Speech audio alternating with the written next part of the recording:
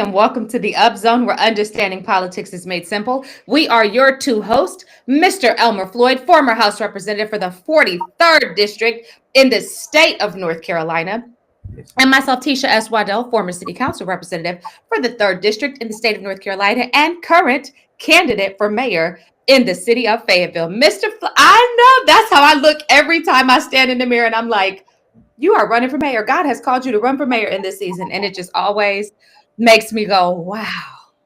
Hey, Floyd. How you doing, Felicia? I think that you have done me wrong, but I have been talking to you about my hard line. I wake It's up. back on now, huh? Yeah, it's back on, and they can't. That guy was there at 8:01. Oh, he had some problems. He was ready to get you running, sir. Yeah, I mean, and come to find out, some nice person knocked over the box down the street and all the phone was out. And the telephone company didn't even recognize the fact Wow. they had all of these phones out. Wow. I mean, I don't blame them if I'm gonna get my money out of it, and don't provide the services, So, but anyway, Wow.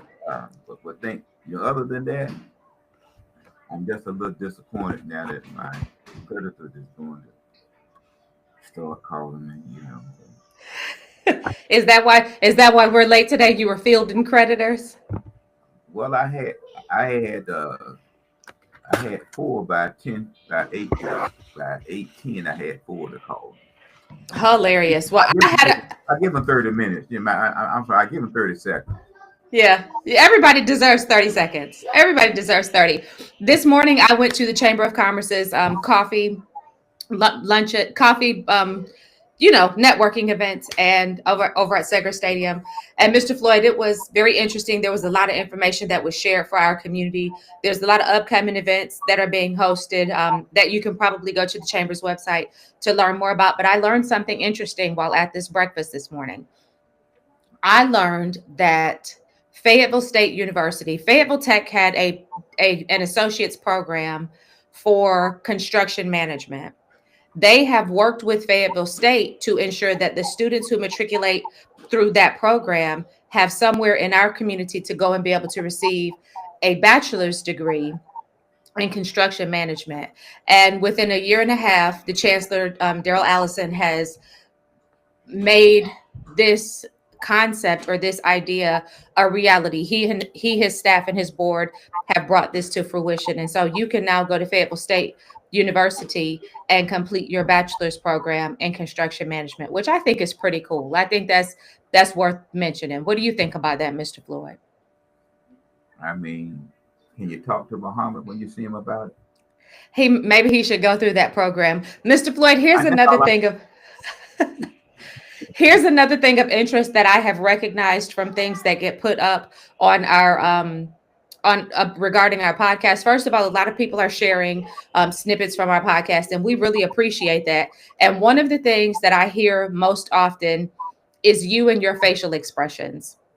So I need for you to know that people are watching you, Mr. Floyd, and they are looking at your facial expressions and they are basing your thoughts off of your facial expressions. Do you wish to address that, or do you just want to let them think what they want to think? I mean, what are my facial expressions? I don't change them that much. Yes, you do. Sometimes you look like this. Well, sometimes you don't believe some of the things that you hear, say, or read. You Yeah. know, uh, you know. As an example, hopefully we talk about it this morning. Is the zoning matter that's going to take place? Uh, you know, Right. in our Oh, we're absolutely going to talk about that. But before we talk about that, I do want to make mention of something that happened while I was at the chamber breakfast. And of course, I'm not going to mention any names because I don't want to disparage anybody in our community. But Mr. Floyd, a couple of weeks ago, when we talked about National Night Out, I mentioned on our podcast that I was invited to a National Night Out event, and that when I went into the room, there were a lot of people that were affiliated with the Republican Party.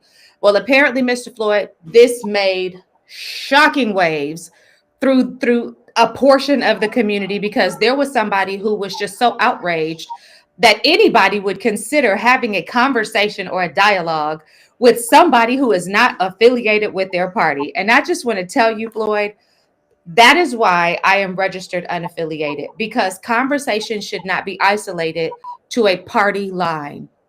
They just shouldn't be. That's ridiculous. It's foolishness, and it doesn't make any sense. But one of the purveyors of this conversation, I thought that we were friendly, not friends, but at least friendly.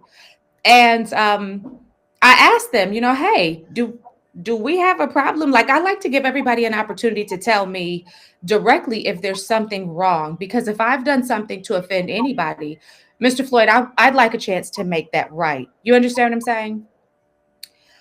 The level of defensiveness in this conversation from the opposing party just blew my mind. And I didn't see any accountability, any acceptance of responsibility.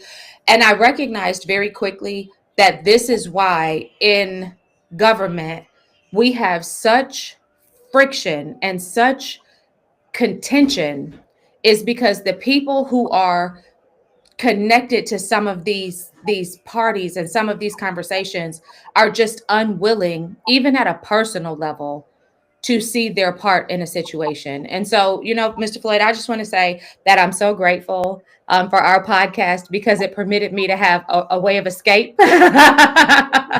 One thing that both Democrat and Republican must realize, that they must have, must have a relationship with the unaffiliated voters, because they are the voters that is going to give them that push, as they move forward towards the electoral process.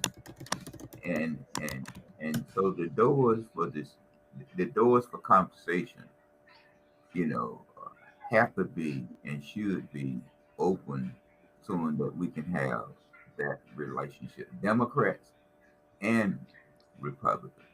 And no group of people should feel isolated from a conversation based upon their political affiliation. And so that's what makes me unique, Mr. Floyd, as a candidate for mayor, is as an unaffiliated candidate, I am not bound or obligated to anybody's playbook in terms of who I'm supposed to be talking to. Well, I'll give you an example. I know we haven't got to the announcement, but I was at a particular poll at one particular point in time. Mm-hmm. So the Republican, I'm sorry, the reporter that was there said that the African American that went into the polling place, he assumed that 99 to 100% was registered Democrat. Right. That assumption has been made about me. Yeah. So when he asked one person, he asked that person, "Did you vote Democrat?" And he said, "Unfortunately, I'm a Republican." And he was so he assumed that all of the African Americans that went into the polling site voted We're Democrats. And so it's hard now when you look at the voting data that you have more people who registered unaffiliated because they don't want to be labeled.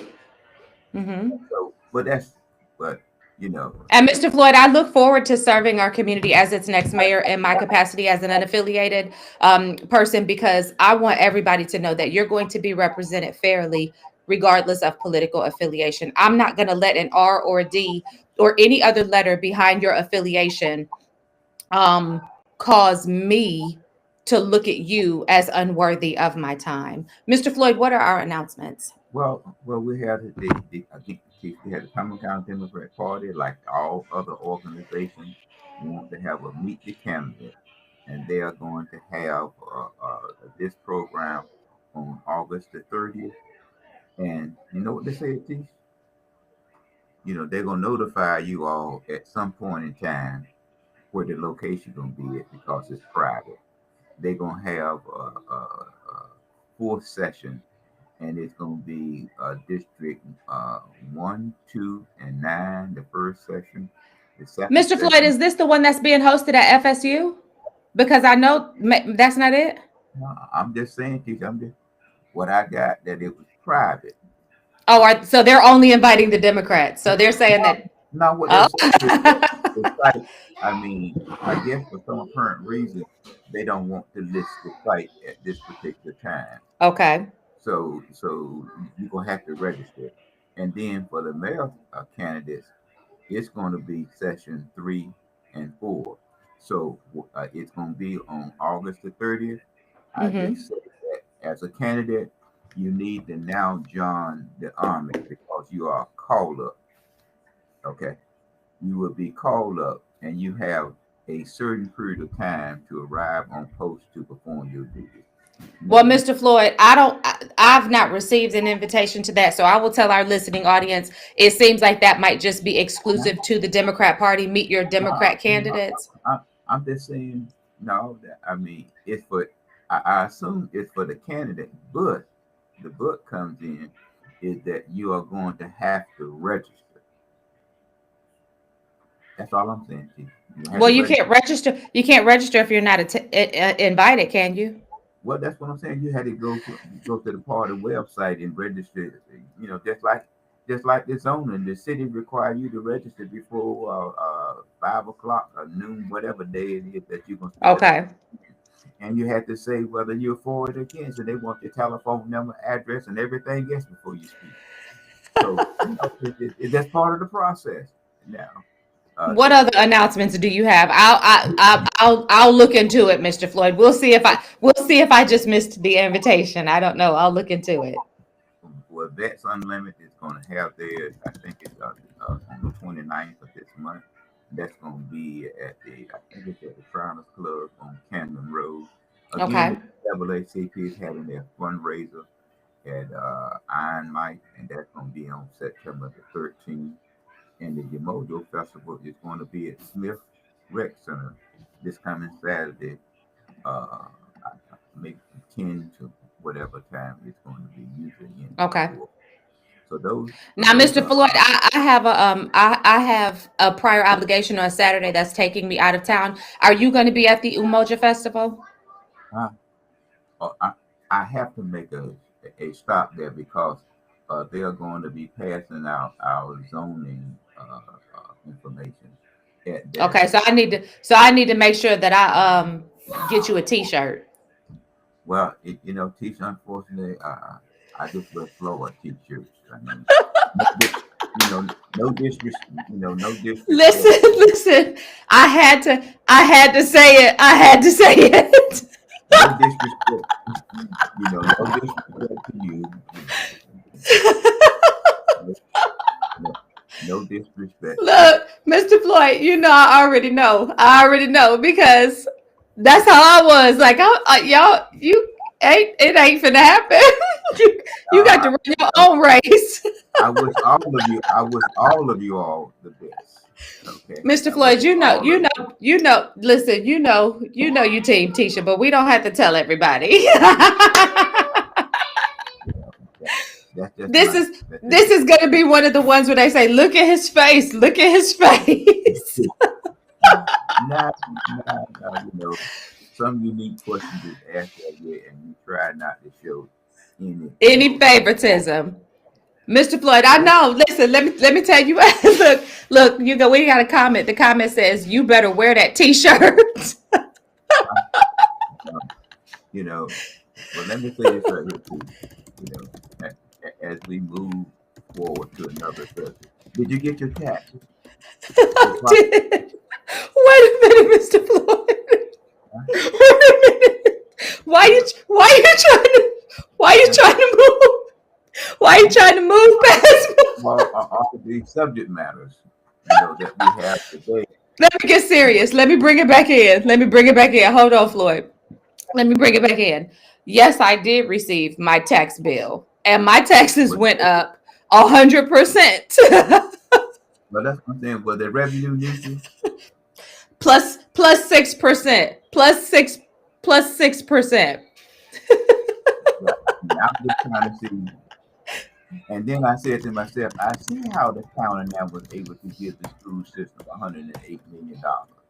Listen, You know, I see why. Once I got my taxes, I couldn't believe that. Look at those other elderly people that receive their taxes with a $500 to $600 increase. Mr. Floyd, I'm You not know, even elected yet, and I'm getting emails from constituents in the community asking me about this property tax increase and asking me to please help them. So, in all seriousness, this is going to have a profound effect because it happened so rapidly. It's not like it was a step. This 100% increase hit quickly, and revenue has not caught up with it hasn't caught up with this increase. I mean, you remember I think you may be on the council then, when the people out in Western North and Western Cumberland County said the only thing we got was a green garbage can. You remember Yep. that? Okay, so that's what people are saying. Where I mean, are we going to see any increase in services? I submit to you that there may be. I'm sorry, Keith.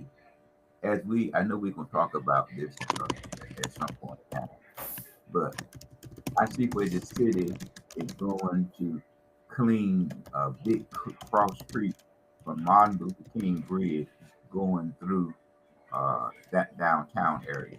But out there where you all live at, in my area, they say that it's the property owner's responsibility.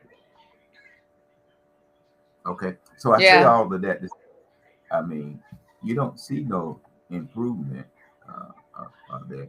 So, but Right. you clean up this part going from Martin Luther King, but the part going back towards Rose Hill Road, it is the community responsibility.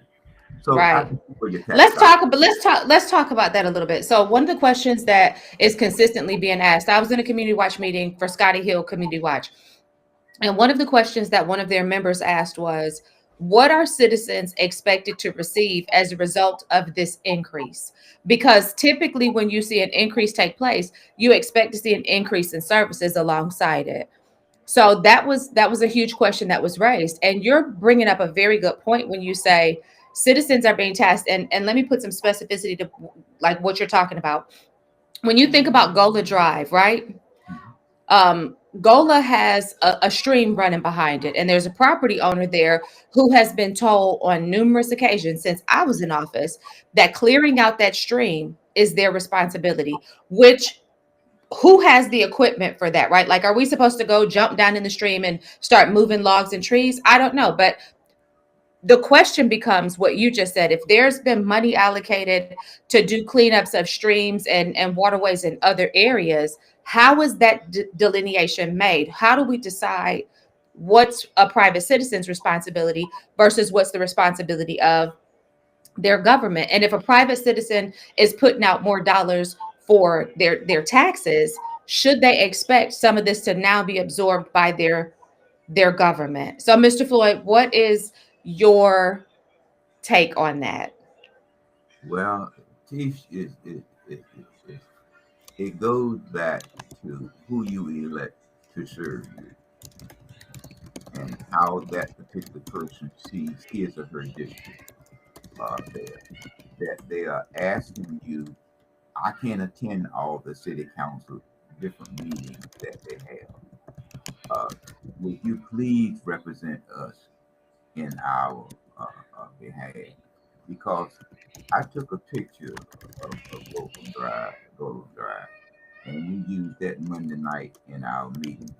Trees that already have a boardwalk from one side of the property to the other side of the property with fallen trees. Right? And then so I decided, well, let me go down Langland Street, to get to Golden Drive. And then Mm-hmm. again, I looked over to my right. There goes some no more trees that has fallen into the creek. Okay. Now, what people don't realize, see, this creek that you're talking about runs through uh, uh, Rose Hill Road. It Mm-hmm. comes Langdon Street. It comes through Fayetteville State, Martin Luther King Park, the Airborne, not the Airborne Museum, down by the library, out down by the post office, on Mm-hmm. Main Street into the Cape Fear River. Mm-hmm. So it is a important method or contributor that the city use to move water. Mm-hmm.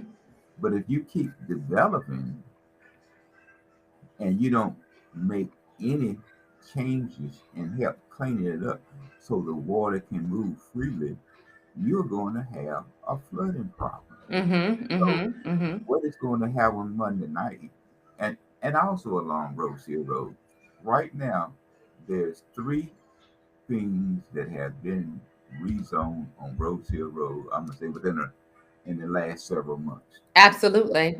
That the 7-Eleven on MacArthur Road and the 7-Eleven at 41 bypass and Rose Hill Road. Now Now, the one on MacArthur is still pending. It's still pending. but But I'm the saying one on these are all being heard. all in that process, Mm-hmm. it's going to be heard. Now, what really brought to my attention is the process of how it's being done. Because Mr. Flood, and let me tell you what blew my mind. I'm gonna tell you what blew my mind. So the conversation that was being had, and we're gonna have to verify this. We need citizens all hands on deck to verify this.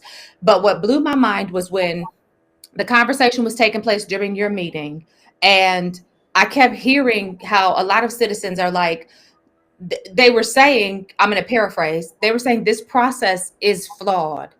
The development process is flawed, and we need some recourse of action and some protections in this development process. Now, you made mention of the fact that one of the things that you hear staff saying is that their objective is to increase the tax base, to increase tax revenue by increasing the tax base. And so there are divergent perspectives on how that can be done. But when we're talking about bringing in something that is not congruent with the land use plan, you may be increasing the commercial tax base, but you are also disrupting the plans for a community. And the plans have been put in place. We talked about this last week. The plans were put in place with the mindset of let's create walkability, let's create economic stability in neighborhoods, let's create a culture of a welcoming culture where people want to live, work, and play in this area. And you disrupt that if your focus becomes economic solely. Now, here's what blew my mind, Mr. Floyd. As we're talking about a flawed process, one of a current council member stood up and identified that there's a push right now to change the rules whereby this would no longer have to come before the citizens. These types of things would just be handled by staff and never even have to make it before citizens. And one of the things that I heard a staff member say that night is, you guys are lucky that this came before you. And somebody in the audience said, I don't consider it lucky that this conversation is being had. But can you imagine, Mr. Floyd, if the issue that's going on at 7-Eleven were taking place and citizens had no recourse of action because there was no requirement to notify them? Well, Keith, let me say this right here. I think that the way that the city is doing as it relates to rezoning, let's do away with rezoning and have a wild west type of development. You can put up anything that you want to put up anywhere that you want to put it up at any time. You don't, because that's what is going. Because the thing that really frustrates me is that what the staff always say, it fit future land Land use. use. But that's Okay, because that's a what. lot of people don't know how to look at those maps, those 2040 land use plans to be able to really know whether that's true or not. You know, we are looking at developing, I'm gonna say, concrete slab type of subdivision, and not subdivision that have green space.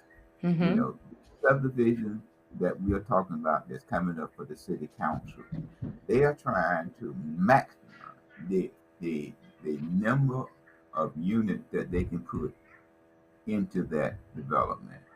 Now, with very little green space, very Mm-hmm. little walkability, very Mm-hmm. little area for the children, and the street are going to be designed just probably 30 feet streets, which means that it's just enough for two cars to possibly safely pass. So what you're going to have is that if they develop 160 units, basically, we're talking about two, 300 vehicles plus that's going to enter and exit that subdivision. Now, when we had the public hearing on zoning, the zoning commission did not receive the preliminary report from the technical review committee that was that the developer submitted for a preliminary review. The technical review committee said that they only thing at that particular point in time they need to have two entries. Okay. Now, having said that, if it goes to pass and the city council approved this zoning and the developer suffered from amnesia and decided that he wants to go another route, it doesn't go. There's It, no recourse of action. there's no recourse action. If they want to put up 5 gas stations, if they want to put up whatever they want to put up, the community will have to accept it. And Now, I don't want anybody to think we're being dramatic, Mr. Floyd, because we're certainly not being dramatic. This is a statement of fact. Once a tract of land is rezoned, you can do anything that's permissible within that zoning without having to come back and ask for permission to do it. you don't have to do that. It just simply goes back to the technical review, which is staff, which is staff, and so therefore it is then developed. So when Hmm. you look at the plan itself, you know, where is the sidewalk? And then in the planning process, they said, well, overall, the State Department of Transportation may put up a stoplight. Are you gonna have a center turning lane? Are you gonna have A roundabout. yeah? Well, you might. Well, y'all got some stupid one roundabout for the way you say it. What a waste of public money. But there is no plan. Now, if the Department of Transportation does not put up a traffic light to move that traffic, or if it does not require that developer or the city to build a right hand turning lane or a center lane, only thing I can say to you, find you another route, because today to get on Courtney Street, because of two telegraph poles and the wall and the retaining wall that they built for the sidewalk, you got to move out in order to make a right hand turn or a left hand turn, because the two telegraph poles blind you and the sidewalk retaining wall is not there. So I'm just I'm just surprised when I see the zoning process, and a lot of it is done by individuals. Uh, well, put it like this right here: there's certain individuals that handle zoning in our community. And we look, and we always say this because I don't ever want anybody to think that we begrudge folks from getting their money. And what's legal is legal, right? But we all need to understand how it works. Pamela, I see your comment, and I'm going to talk about that in just a second. Um, the when you know that an attorney has a success rate coming before the city council, you'd be a fool if you're doing a project not to use that attorney, because that's like throwing your money away. You spend your money to make sure that you ensure the best possibility of success. Pamela said, I love a roundabout. I'm thankful for the one at B and Person Street. It's attractive and efficient. Let me say this. There are good roundabouts and there are garbage roundabouts. There are really good roundabouts in the city. I want you to come down Rose Hill Road and I want you to traverse the traffic roundabout that is at Rose Hill and Landau Road, and you will know the definition of a garbage roundabout. I Because mean, there are good ones and there are garbage ones. well, again, all of I mean, the roundabout. Now, you said Person Street. B and Person Okay. Street. Well, that is designed to help with the appearance as people come into the city, you know, of Fayetteville. And so, you know, roundabouts, you know, to me, I don't. To me, to many people, they're just unsafe. But it's The something one, that this one the on Landau, the one on Landau and Rose Hill is absolutely unsafe, and it's such that it doesn't fit in the space that it's been placed in, and it creates like you're still coming way too fast around that roundabout. On one side of it, it's essentially a straightaway. So if you're coming from one direction going straight through, you're maintaining almost 35 miles per hour or better, while you've got other people who have to come in very. It's very unsafe. but if you look at that roundabout on Person Street, there is a Hmm. little bit, you know, it's designed wherein that, a car can actually fit in the roundabout. Okay. The one by your community, it did not change any of the configuration of the street. It just Only thing dropped a y'all, roundabout in this. only thing y'all got was a circle, and And you have now, essentially two lanes with a middle turning lane now with a roundabout in the center of it. It's just not, it's not good. But anyhow, what I want to say is they are not obvious. I see you, Arlene. What I want to say, Mr. Floyd, is at this point, we need for all hands on deck to be having conversations on it's next Monday, right? This upcoming Monday. coming Monday. It's a All contact. hands need to be on deck. And one of the things that we told the constituents that were at your meeting was you all need to join arms with the people that are having the conversation about the 7-Eleven down on the other end of Rose Hill, because there's strength and solidarity in numbers. And so we need for everybody to be putting your voices together. Y'all need to talk before Monday. So Mr. Floyd, you and Arlene need to connect, and you guys need to connect with somebody from Scotty Hills, and you guys need to connect with like all of these people who have had these issues, somebody from east of the river, because that same council member brought up the fact that a zoning request was denied by the zoning commission, but was approved by the council by just one vote. And when he said whose it was, I wish you could have been sitting where I was so you could have seen the faces of the people when they realized who he was talking about. Because this was a lady snapped her head and looked at me like this, like she just had a look of shock and disbelief on her face when she recognized what was happening. But all of you guys need to come together and y'all need to have a conversation, because y'all need to show up in force, in Well, numbers. we're planning to do, and to let the council know that the present zoning is going to change. The present zoning is what we want to do something different. Is not going. Well, put like it would not, and it would not help our community. For instance, you know, when we look at it, given climate change now, okay, given that, and you talk about retainment pond, for that development, how large it would be, and whether or not the water You is mean going to move. mosquito bait? That's what you mean, Yes, mosquito bait?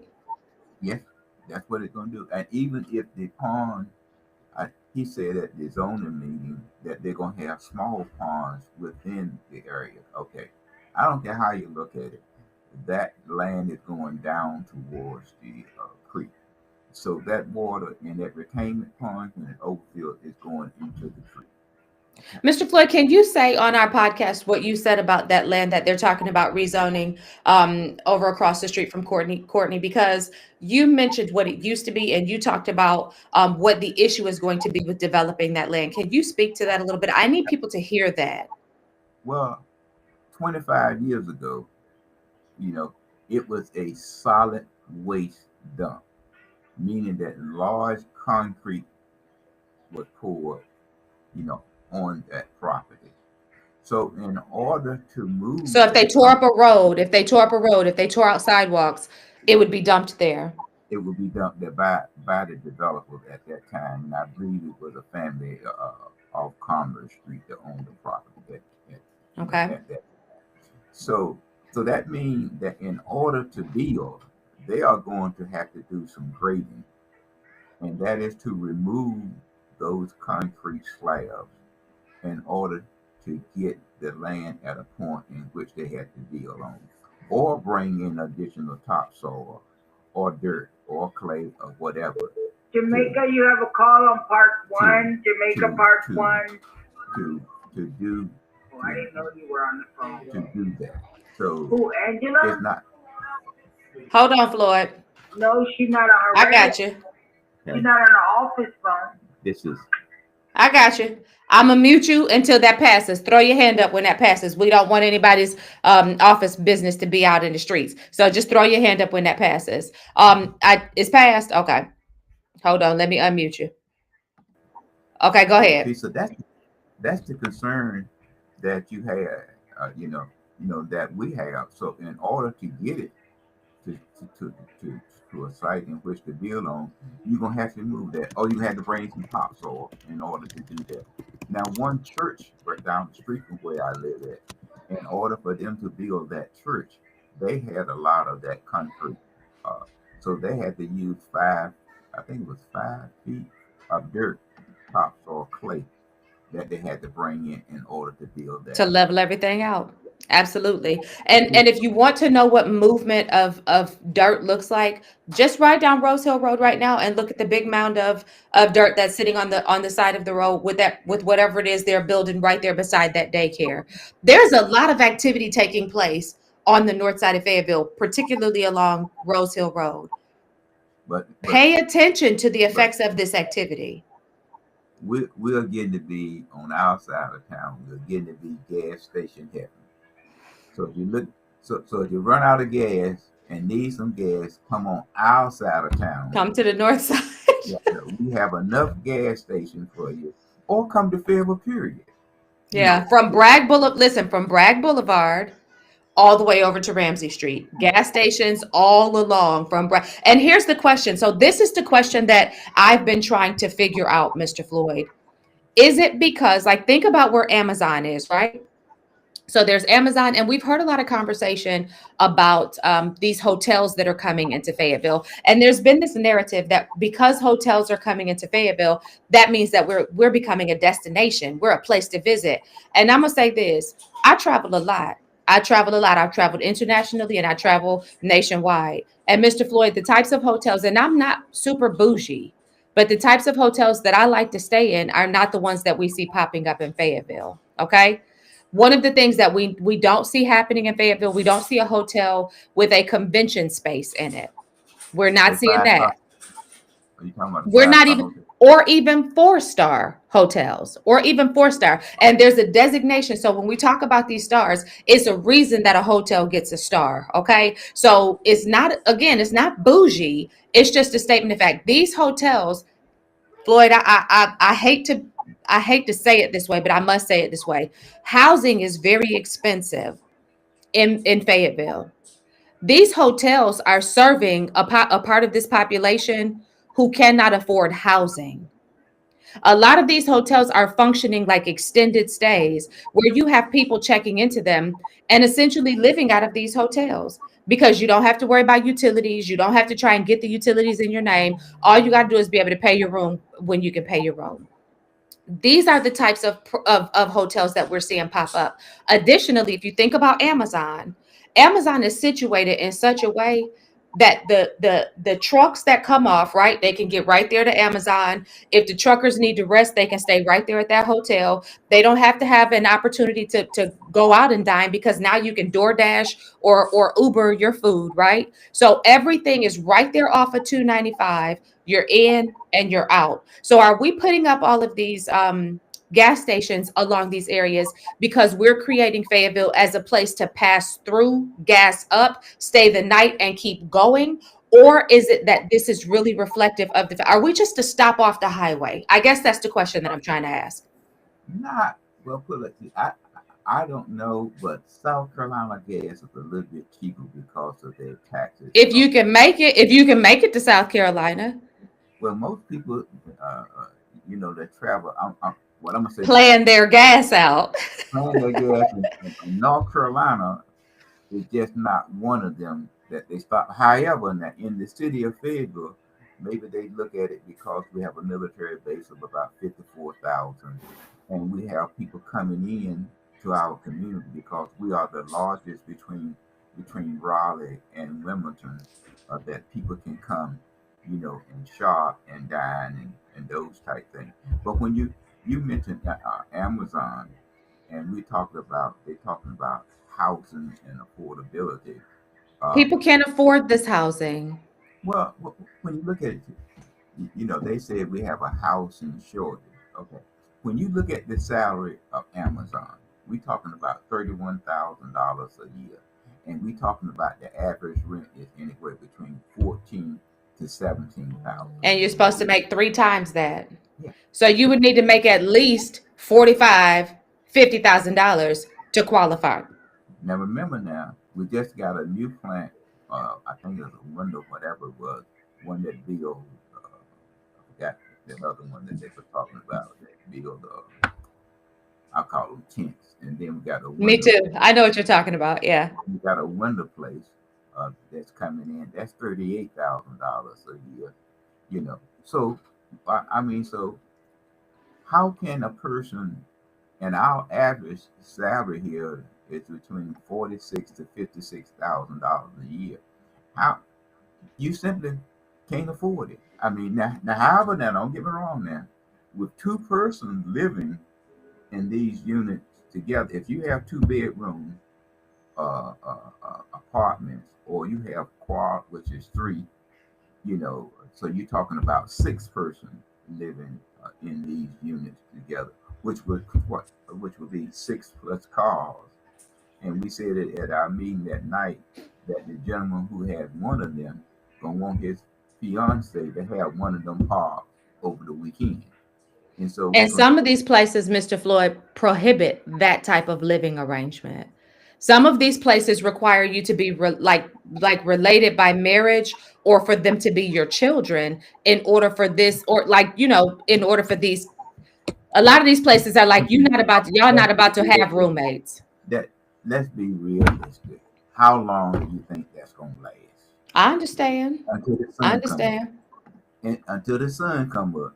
And truly the sun is gonna come up. Absolutely. So, what we're talking about, these communities, we talk about a transit population that they are going to, that their life expectancy of a tenant is 2 to 3 years before they Hmm. move on and find something, whatever. So that means that each time, then a lot of these people, well, I just got off the phone with with a with with a young lady that turned her daughter to A&T, and A&T had those students with the subdivision that they said that these students can stay in. They said that everything need to be done at these, but the university referred the students to stay, like a I call it a joint agreement, but they're not kept up and they're not maintained over a period of time. Hmm.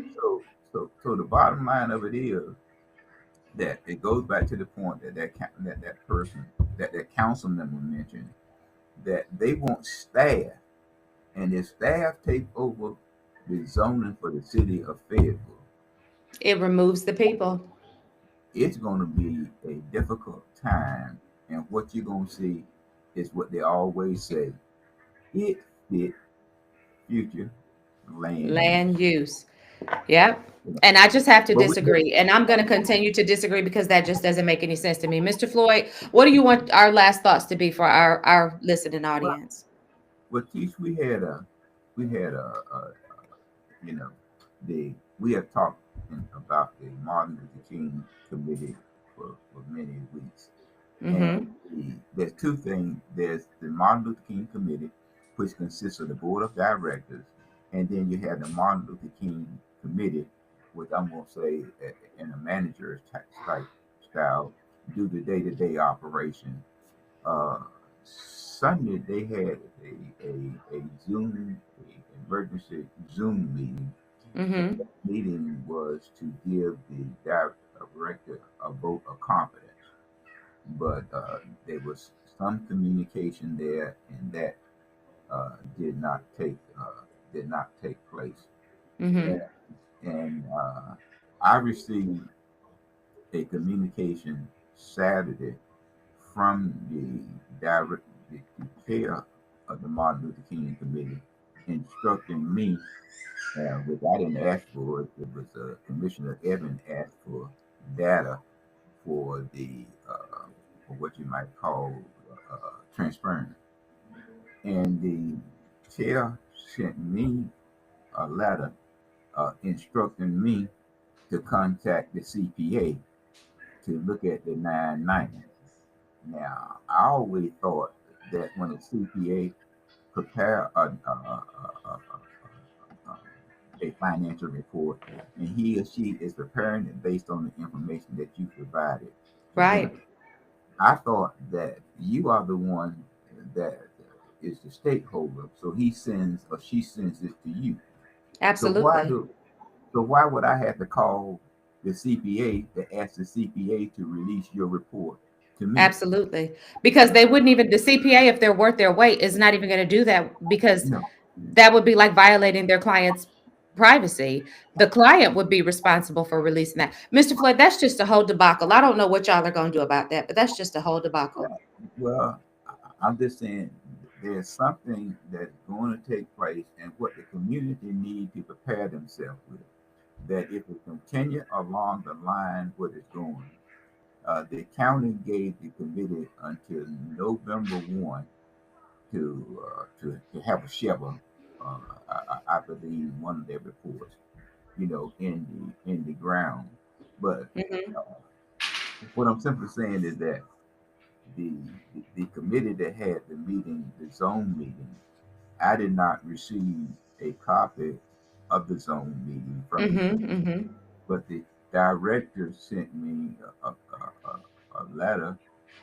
I guess he assumed that I was still on the committee, but I sent a letter back to both of them clarifying that I no longer, other words, in a nice way to remove my name from the committee because I wasn't on the Zoom committee, and you're gonna tell me that I need to contact the CPA to get a report. I'm not a child. Yeah.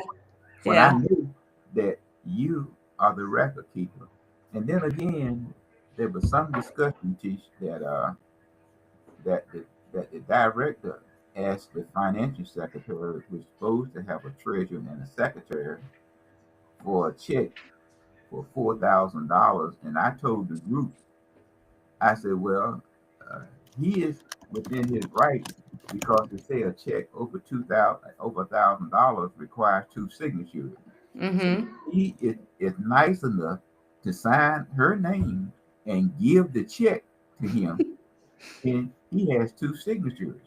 But she said, "Well, I don't." They said, They said, "Well, I don't know what the check is for." Come There is on, never a good reason to sign a blank check. these are all educators. I mean, they cannot teach them. I sent you a text message, email. Do you have that one?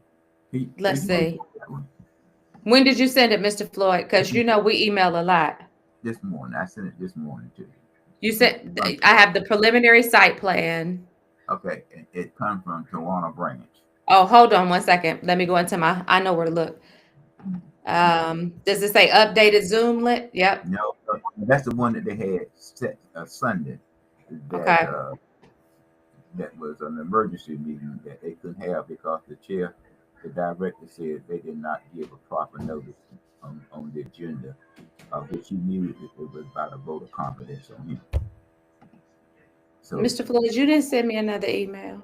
okay, well, Miss Miss Branch sent it uh, and to Mr. Evans saying Okay. that she does not have, didn't know about the, the banquet. It Okay. hasn't been minutes of it, no minutes of it. She doesn't have a key to the mailbox. Okay, and this is the same one in the auditor that he asked us to talk with if we want to find out more about the report, his 990, which she said, I don't know nothing. But the thing that bothered me too, how in the world can these individuals be have a highly educated and can serve on a board that does not provide any transparency? Mr. Floyd, that's the epidemic of our community is a lack of transparency and a lack of accountability. And we're doing everything we can in the course of this podcast to highlight some of the instances around our community where this exists. We just need for the citizens of this community to come on board and come alongside us in this conversation, because the reality is that without the citizens, nothing changes. Mr. Floyd, my investment remains making understanding politics simple. That's my contribution to our community as a non-elected. Certainly, Mr. Floyd, there has to be people that are paying attention to what we're talking about, who mirror our concerns. They must speak up. They must vote differently. They must hold these bodies accountable. And when it comes to this organization, there have to be people in this organization other than the ones that are the ones saying something, who are like, something's not right. Well, there's going to be a meeting on September the 9th at First Baptist Church on Moore Street. Right.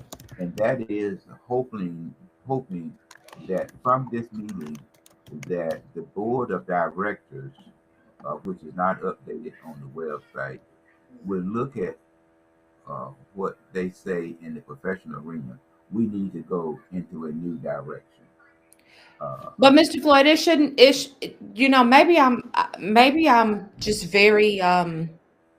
Maybe I see things differently, but it shouldn't take all this to get to that. What Just you- like I look at these members of council who almost 5 years after I said something's not right, now all of a sudden they're and I'm grateful. I'm not complaining. I'm grateful that they're standing up and saying what I've been saying all along.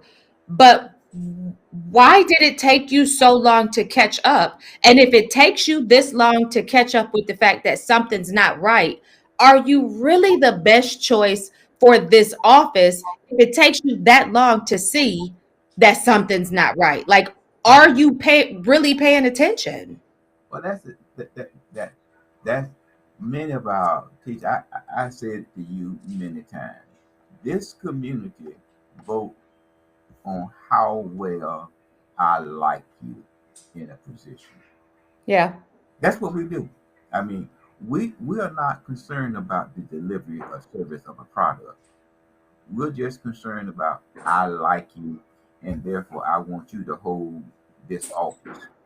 I mean, when I see, when I ride through some neighborhoods and I see I rode the neighborhood as an example to you the other day. Mm-hmm. All neighborhoods, they had 10 cars parked in the yard. 10 cars. You've always said, Mr. Floyd, that code enforcement was critical in a city, and I'm inclined to agree with you. I mean, I could not. Well, see, our city, based on code, allowed areas to deteriorate. And we all Absolutely. talking about every time you want to do some annexation, you're concerned about whether or not we have garbage, police, and fire. What you need to do is look at whether or not we have code enforcement on a regular basis that looking at our community and enforcing the code. We all gonna have debris in our yard or something. But when you start having an automobile mechanic shop in your yard, it's time to do an assessment, or you just make sure that they have the proper license so you can get the taxes. Mr. Floyd, are you familiar with in my closing question, are you familiar with the Office of Administration at the state of North Carolina? Office of Administration, somewhat. Okay, so I didn't know anything about this office until this morning from the chairman's coffee, and the secretary of that office was speaking, and he said something that piqued my interest. He talked about the incorporation. They're essentially an oversight arm of the state government, and he was talking about how they are incorporating AI technology. And he gave a couple of examples. And I said, boy, we sure do need that. He talked about how this technology can track when a state issued debit card is used at a gas station, but a state issued vehicle is not present at the gas station. He said it can track when a state issued debit card is used at a gas station and more gas is put into the capacity of gas that is put into a vehicle exceeds the capacity of the state issued vehicle that accompanies that gas card. These are things that we may think are small, but they're ethics issues, because if you're using a gas card at a gas station and you don't have a state issued vehicle at the gas station, that means you're using it in a privately owned vehicle. Additionally, if your charge exceeds that of the car that it is linked to, that means you're filling up more than just your state issued vehicle. That's theft. That's stealing from the citizens. So hearing that type of technology come into play would almost give one hope that maybe some of the fraud, waste, and abuse will be reduced because of this technology. But then I'm reminded that technology does not exist apart from us. Like there has to be somebody to process and interpret the data and to put the data out and to maintain the technology. So I mean, we need some cleanup, sir. We need some Thank cleanup God. on Isle Fayetteville. But thank God, Teach, that he shared that with you, because some years ago they couldn't even tell you how many state cars they have. I know. Okay. I recall. So- I know. So I'm proud to know that this agency now is beginning to be more accountable. More accountable. And again, I'm very happy to hear that there are candidates that are running for office that are current members of this board who are now beginning to echo what I've been saying all along, which is something is not right and we need to fix it. So kudos to everybody for stepping up. But I just want everybody to remember, Mr. Floyd, that I said it first. Don't get it twisted. I've been telling y'all for 5 years, something's not right and we need to fix it. And hopefully this will be a cycle or a season within which we can see that happen. What do you want to leave our people with, Mr. Floyd? If you have time on Monday evening at 6, Come on down. if you're over in the Potter's Lake area, come down and let's look at the zoning process. Or if you're in the Rose Hill Road area, if you live on Langland Street, or if you're a part of Fayetteville State University, or you live in a Mount Sinai apartment, a member of the Martin Luther King Committee, and also if you live on Gola Drive, is to come to the city council meeting and let them know that these zoning requests need to get another look, at how the community feels. Because you know what, Tish, as we close, we was here first. Absolutely. Thank you, Absolutely. And I want to say what you said, a dog that'll bring a bone will carry one. And I want to tie that back to the conversation that I started us off with. A dog that'll bring a bone will carry one. And so let's all be mindful of how we are treating one another and how we're talking about each other, whether they're in our presence or not. And secondarily, justice apart from righteousness does not exist. So if you wish to see justice, you must seek righteousness. Mr. Floyd, that's all I got. You got anything else before we get up out of here? No, you done took my dog. Look, I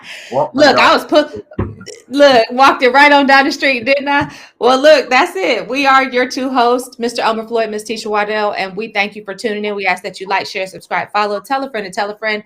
This has been The Gritty in the City of the Word on the Curb, and we will catch you on the next episode.